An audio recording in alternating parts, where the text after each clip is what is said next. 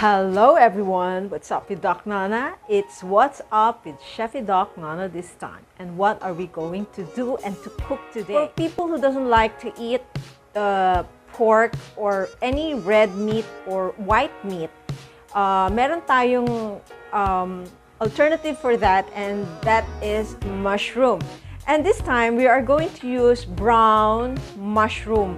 When you say brown mushroom, maliliit siya na mushroom. Brown yung ibabaw niya, tapos mahaba yung stalk niya. Okay? Now, we're gonna mix the bitter melon, which is ampalaya, with this brown mushroom. So, this is very good for people who has health issues with blood sugar, or mga may uric acid na matataas, or yung mga matataas ang cholesterol. Okay, so this is the dish probably magustuhan ninyo. Mind you, meron lang akong gustong i-add sa sasabihin ko. Yung timpla ko na ginagawa, I refrain from cooking too salty foods. So, and too sweet also, because I'm also giving this to my mom.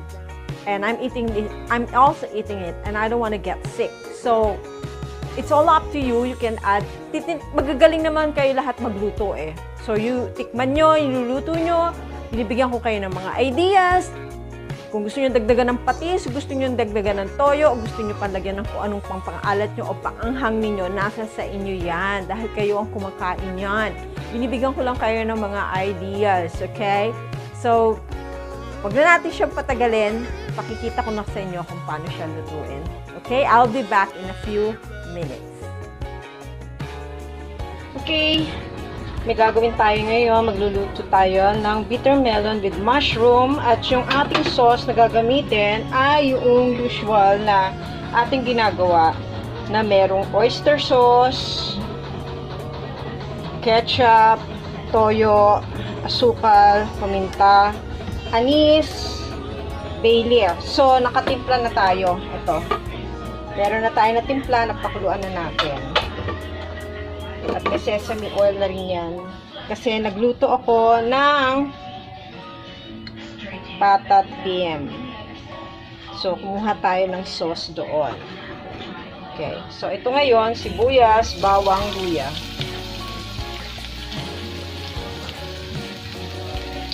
Okay, sibuyas, bawang, luya yan. All together.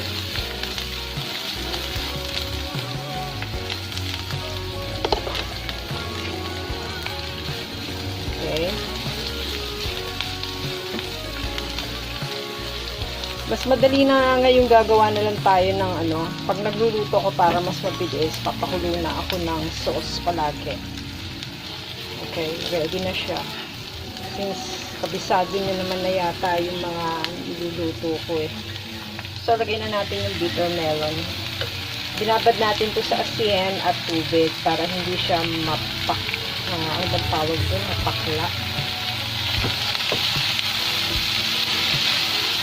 Okay. Smells good.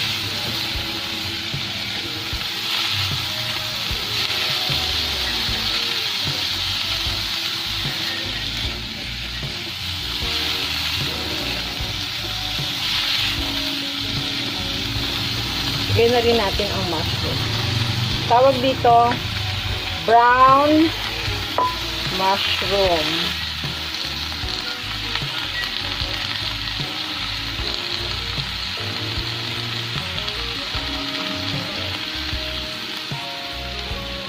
Brown bechamel mushroom. Okay.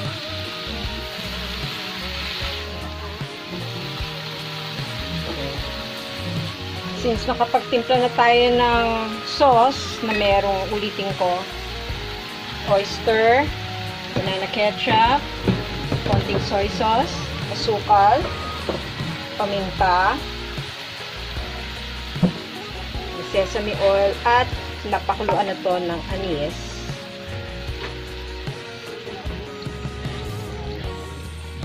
Okay, yan. Chinese restaurant, ganyan din. Meron na nakatimplang mga sauce. So, inilalagay na lang.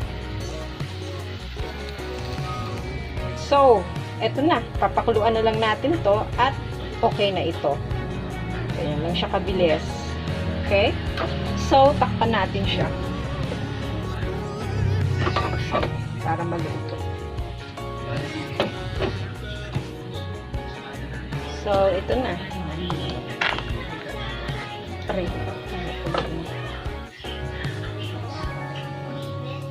Okay.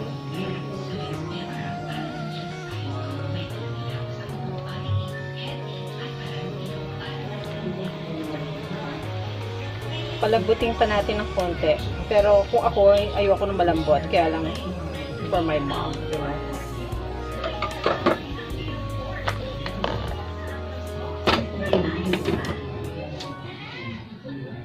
Okay. Meron tayong ilalagay na tofu. Itong tofu na to, pinakuluan ito sa sauce na ginamit natin. Tapos, pinirito siya. So, para na siyang karne.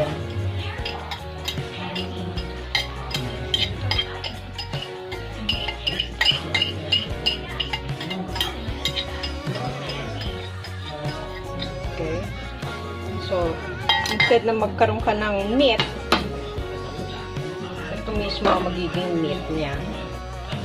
Ayan. So, haluin natin. Okay, itong tofu na to, pwede yung tofu mismo as is, ihulog niyo or ipa-fry nyo. Pero ito kasi, ang ginagawa ko dito, pinapakuluan ko ito doon sa sauce mismo. Tapos, piprituhin ko siya. Tapos, hahanguin ko. Tapos, tsaka ko ngayon isasama. Para yung texture niya, parang karne.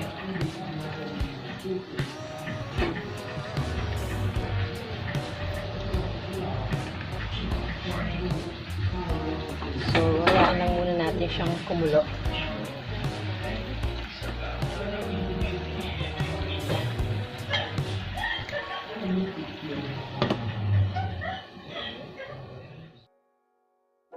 Hello everyone, I'm back here. Now I've shown you how to cook this kind of dish.